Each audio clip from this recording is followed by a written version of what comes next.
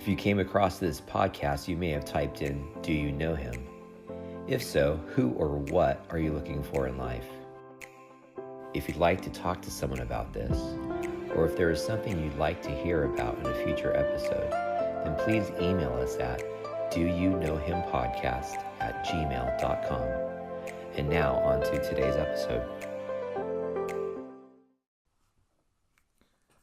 Welcome to the Do You Know Him podcast. This is Lowell King. I'll be your host.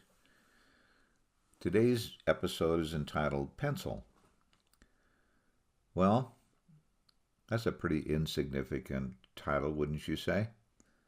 I think if you and I were walking down the street and we happen to see a half-used pencil laying on the sidewalk with teeth marks all over it, we probably would kick it aside or step over it. We certainly wouldn't bend over and pick it up for fear that the pencil might be covered in some kind of germs or whatever. And so why in the world would I bother to do a podcast on pencils? Well, let me share my experience, and hopefully it will give you a little different view or opinion of a pencil. Not long ago, I was going through the channels on my TV one Saturday morning, and there was nothing really to watch, and I came across a documentary film on how to make a pencil. I thought, oh my gosh, I do not want to watch this, because if I do, it's going to remind me of those films that I used to have to watch when I was in junior high school.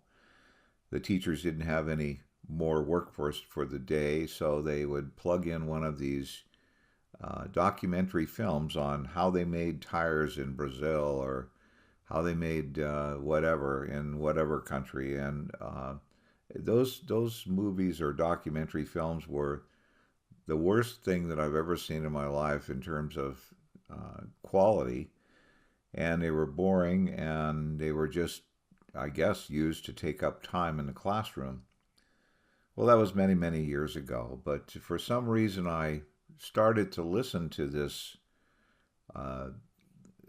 documentary about the making of a pencil, and I was really intrigued. I must have caught it right in the beginning of the program, and so as I began to listen to it, I thought there must be some reason God wants me to listen to this documentary. So I started watching, and I started taking a little bit of notes, and as I continued on listening, I was pretty much amazed by this little instrument.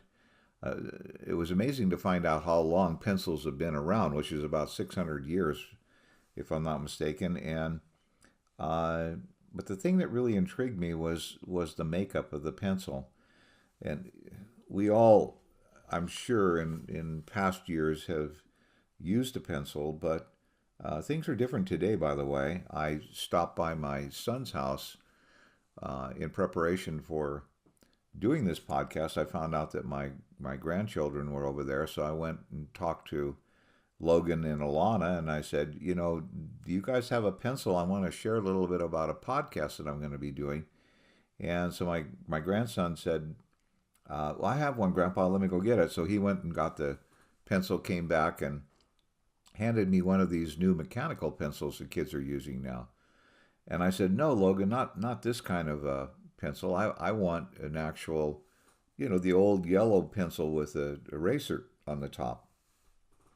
And he said, oh, we don't use those anymore, Grandpa, unless there's a test. He said, we use these kind of pencils. And those old yellow pencils, the only time we use those is if a teacher hands them out in the classroom, and we use them to take a test. And I was a little disappointed, and I felt like I couldn't really get into explaining what I had learned on this documentary film. But I will try to share that with you now. And there's some great significance, I think, and you'll understand as I get towards the end of this podcast, how this little common instrument that we just take for granted has so much significance. Well, first of all, I want to talk to you a little bit about how the pencil is made. Years ago, when I was a young man, it was fairly common that people would use these cedar planks to line their closet. They were supposed to keep the moths or insects away. And the cedar wood has a very unique odor to the wood. It's not a bad smell. In fact, I think that there are cedar planks that are used if you're on your barbecue to make salmon. So you're familiar with the odor of or the smell of the cedar wood. Most pencils are made of cedar wood. The wood is primarily grown in the Great Lakes region of the United States and harvested there and used for the making of the old-fashioned style pencil that I'm talking about, the old yellow pencil with the pink eraser and the little, I guess I'd call it a barrel, although they have another name for it. They call it a ferrule, not a barrel, that holds the eraser at the top of the wood pencil. The pencil lead itself is made up of carbon graphite, and that's usually fairly easily found in America, although some of the companies who manufacture these pencils get their carbon from Sri Lanka, Canada, even Brazil and Greece and Turkey all have mines where you can mine graphite as well. But the graphite itself is not sufficient to make a pencil lead.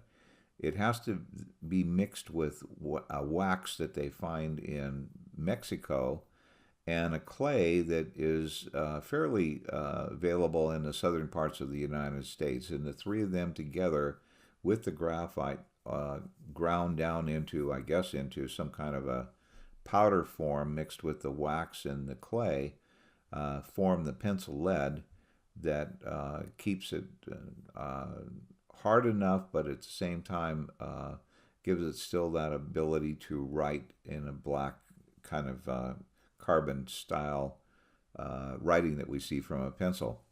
The ferrule, which holds the eraser in place, is a little more complex. That is made up of zinc and copper.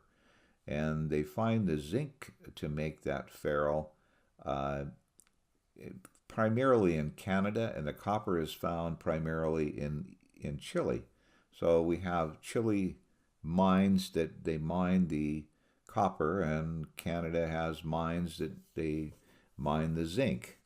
And of course, those properties have to be mined and then brought to some place where they mix the two together in a formula that makes the metal strong enough to adhere to the top of the pencil and at the same time hold the eraser in place. The eraser is another story. That is made of rubber primarily, although not just rubber alone. The rubber tree is usually they're found in the Republic of Congo in the Central African area, but the rubber itself has to be mixed with a seed oil, which is found in Indonesia. And the third item that's part of the eraser is pumice, which is found in Italy. The actual paint that they paint the pencil with is a glossy lacquer that's made from castor oil. And the castor oil comes from a plant called the castor plant, and it comes from the seeds from that plant. And that gives you this bright yellow color that you see on most pencils. Finally, the lettering on the pencil is again a kind of carbon, and that carbon that they use for that paint is primarily found in the Texas region. So now that you see the complexity, not only of the makeup of the pencil and the parts of the pencil, can you imagine in your mind the number of people that are required to put all of these different parts together and then send those to the factory where the pencil is actually manufactured? And then you have another whole gamut of people involved. You have truckers, you have the people in the mill where the lumber is milled, the lumber yards. Again, trucked those into the pencil manufacturing company. The list goes on and on and on. So you see how complex and complicated this little simple little writing instrument that we use is. It's not a simple little pencil with some teeth marks laying on the sidewalk. When you think about it, it's a really complex little item. And I'm just thinking, uh, while we might walk over the top of it or kick it off to the side, when you think about the people involved in all of this, does it give you a different attitude or a different idea of how complex that pencil is? I'm not suggesting that you would want to bend over and pick it up, even if you knew that, but it does give you a different understanding. Well, the reason I'm going here is the fact that if I told you that there was a cosmic explosion that occurred as a result of a meteor hitting the United States, and if I told you that when the dust settled, that there would be a box of pencils laying there that happened accidentally as a result of this cosmic explosion, you would probably look at me like I was a complete idiot, and rightly so, I might add. But in fact, that's pretty much what our children are being taught in public schools today, isn't it? That there was some kind of a cosmic explosion, and as a result of that, the mixing of the various chemicals or minerals or whatever resulted in something that over millions or billions of years or whatever took these inanimate objects and they created some kind of life, and that subsequently resulted through all of these uh, different transmissions and omissions and whatever else you want to call it, to come up with life, human life, that we are actually an accident, just like that pencil would be an accident laying on the sidewalk.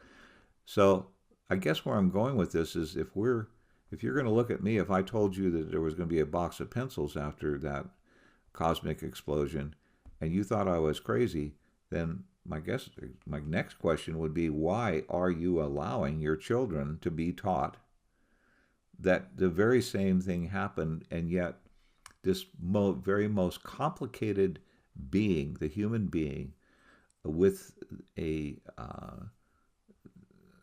DNA that is so amazing. It's the blueprint to make a human being. I just read this the other day. If you could take the DNA of a human being and you could write it down in very, very small print, it would take 1,000 books with 600 pages in each book to write the DNA for one human being. Okay, so we're looking at the simplicity of a pencil, and it doesn't make sense, but now we have a human being who has a blueprint that requires 600-page books, 1,000 of them, to create just the blueprint for a human being, let alone actually manufacturing the human being. So anyway, I'm just sharing that because it's something that happened to me that day. I'm looking and watching this video, and I'm thinking, where did we go wrong in this country? How can we allow, or in this world for that matter, how can we allow people to suggest that we, this precious human being that we are, with the gift that we have, this mind that we have, the eyes that we experience, the hearing that we have, the list goes on and on and on. And it's not only the human beings, it's all of creation. How can we believe that this all happened by accident? Just asking. Well, this is Lowell King, and this is the Do You Know Him podcast. And I'm asking you the very most important question that anyone will ever ask you in your entire life. Do you know him?